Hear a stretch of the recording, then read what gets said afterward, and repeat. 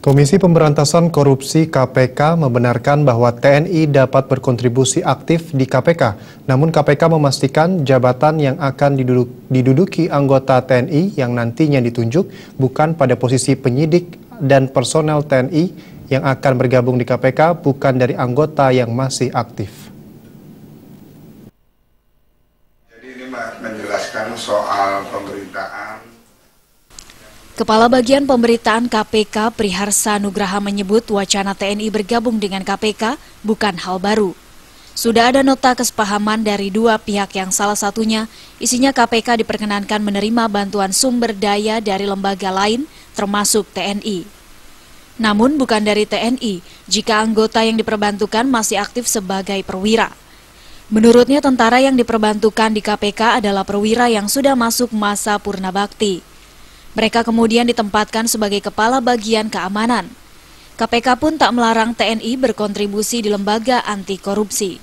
Pegawai KPK adalah warga negara Indonesia yang karena keahliannya direkrut menjadi pegawai KPK.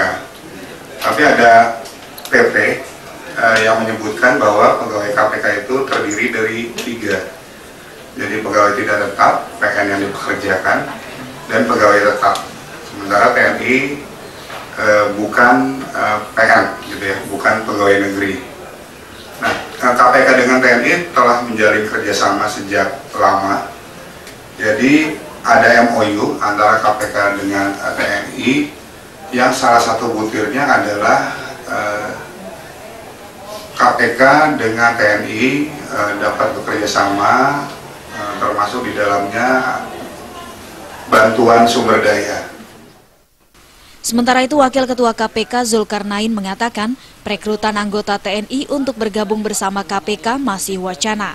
Rencana mau rekrut dari TNI itu gimana Pak? Tanggapannya Pak? Masih wacana. Masih wacana, ya, tapi akan ya Pak ya? Harus dimatangkan. Oh gitu, oke Pak. Sebelumnya Panglima TNI Jenderal Muldoko mengaku telah diminta agar prajuritnya mengisi jabatan di KPK. Menurutnya semua anggota TNI bisa saja untuk menempati jabatan di KPK selama memenuhi syarat. Dari Jakarta, Aditata Permana.